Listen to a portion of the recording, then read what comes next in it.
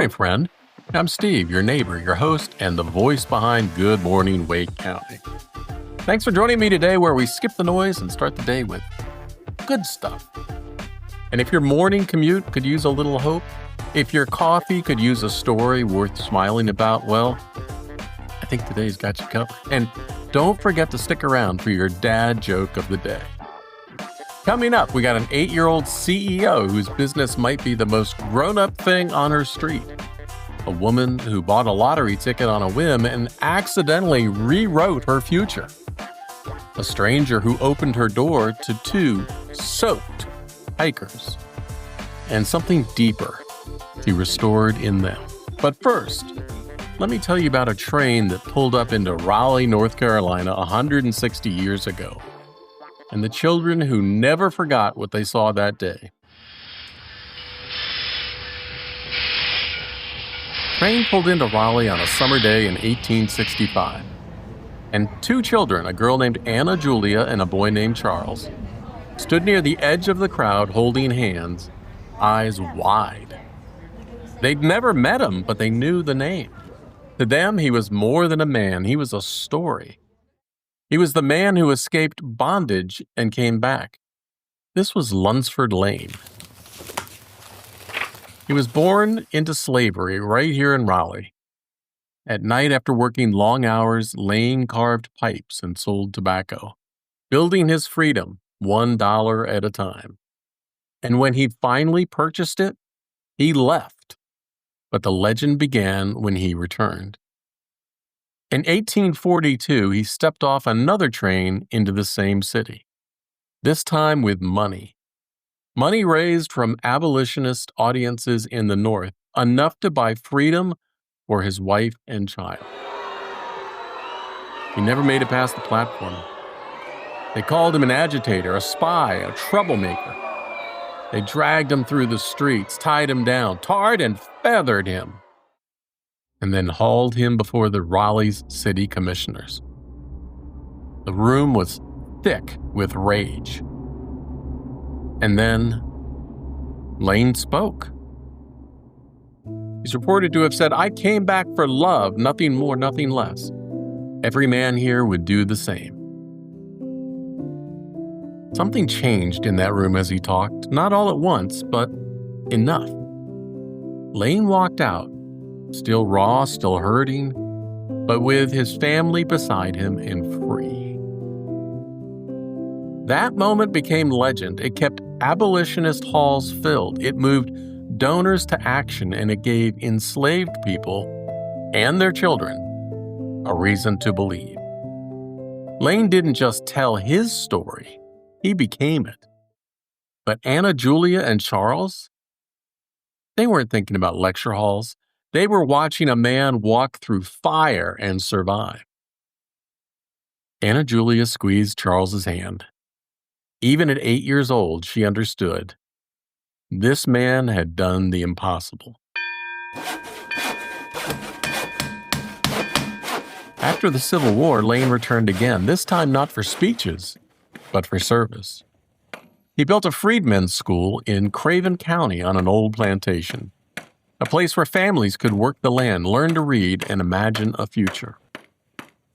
"The South is our home," he said, "and we feel that we can be happy."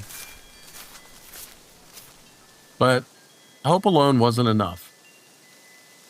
After some time, support faded, funds ran dry. Suspicion returned, and the school closed.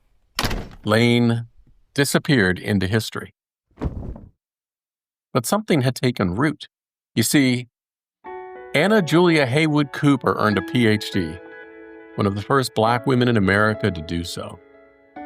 She spent her life educating others and collecting the stories that shaped her. Charles N. Hunter built schools, preserved Black history, and made sure one name was never forgotten: Lunsford Lane. Because here's the good news. Even when the dreamer fails, the dream finds new dreamers. Lane's school may have closed, his fortune may have crumbled, but the man who came back for love, man, he lit a spark. And those children in the crowd that saw him, They carried that fire. And in classrooms across the country, Anna Julia Cooper would begin each lesson the same way. Let me tell you about a man who came home. Speaking of rewriting the rules, let me take you from a train platform in 1865 to a hospital in Philadelphia where a baby's DNA was rewritten like fixing a typo. Tiny, fragile, fighting a battle from day one. He has a condition called CPS1 deficiency, a genetic error so rare it affects about 1 in every 1.3 million babies. His liver couldn't process ammonia, so it built up in his body like poison in his bloodstream. His life? It was alarms, it was feeding tubes, meds, and fear, constant fear. Every bite of protein, a risk, every night, uncertain. Then came something new. At the Children's Hospital of Philadelphia, partnered with Penn Medicine, doctors decided not to treat KJ's symptoms. They went after the source. They used something called base editing, a gene therapy so precise it can change one letter in the DNA alphabet. Not cut, not delete, just fix. KJ received 3 tiny infusions between February and April. That's it. And then things changed. His body started processing protein. His medications dropped. His diet improved. He smiled more, he slept more, and he ate more. And for the first time, his parents stopped holding their breath. One doctor called it the beginning of a new era in medicine. And if you ask me, that new era, it doesn't start with labs or journal articles. It starts with a baby named KJ and the hope that what healed him might heal others too.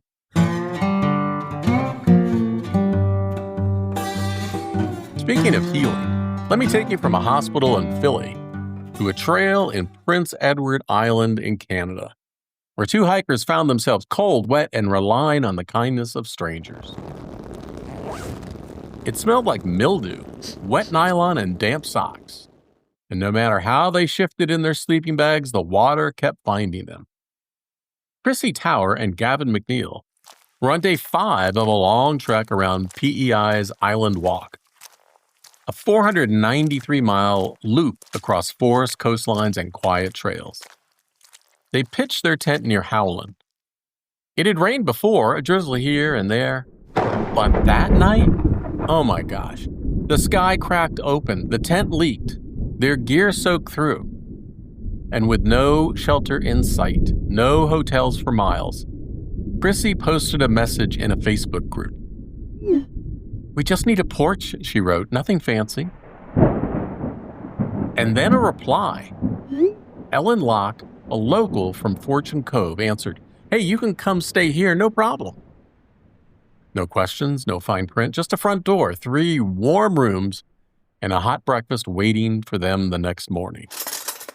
Ellen even gave them a lighthouse tour and a lift to the Canadian Potato Museum because if you're going to be rescued, you might as well get a snack and a selfie out of it.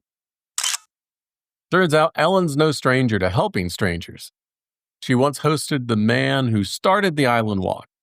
She opened her door for fundraisers, recovery walks, and rainy hikers. And when someone asked why, she said, "It's just my philosophy. Be kind to others, and maybe someday someone will be kind to you." For Krissy, she said, "It restored our faith in humanity." And we love that. And maybe the next time you're stuck in a storm, wet, tired, unsure, you'll remember this. Sometimes strangers do open doors, and sometimes they're the good guys.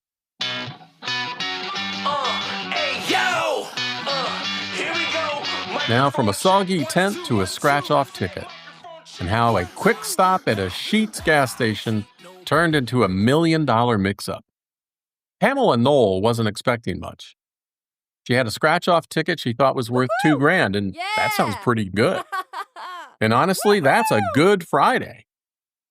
But when she handed it over at the lottery office in Raleigh, the clerk paused. Ma'am, you missed something. She hadn't won $2,000. She'd won $1 million. Woohoo! Pamela says she went into a daze, could barely talk. Now, we don't know why she bought the ticket that day. Maybe it was a treat after a hard week. Maybe she was just hoping to catch a break. Whatever the reason, she got one. She took the lump sum, a little over $430,000 after taxes. And her plan? Pay off bills, buy her dream car. Not a Ferrari, not a Bentley, not a Rolls Royce. A Hyundai Genesis. It's sleek, it's safe, and it's smart. And there's something about that I love. Not flashy, not wasteful, just fixing what needs fixing. And then taking one joyful, well-earned drive. And finally, while Pamela was winning big by surprise, there's a young girl in Arkansas earning her wins the old-fashioned way. Hard work, homemade goods, and early morning market shifts. Her name is Aubrey Brosh. She's 8 years old. She runs a business, and she's the youngest member of her local Chamber of Commerce. No, you heard that right. Right there in Siloam Springs, Arkansas, Aubrey's Farm Adventures sells eggs, handmade bows, pillows, even drawer grips. Most of it made or raised by Aubrey herself. She's got a real business license, a regular market schedule, and she's not just playing shop.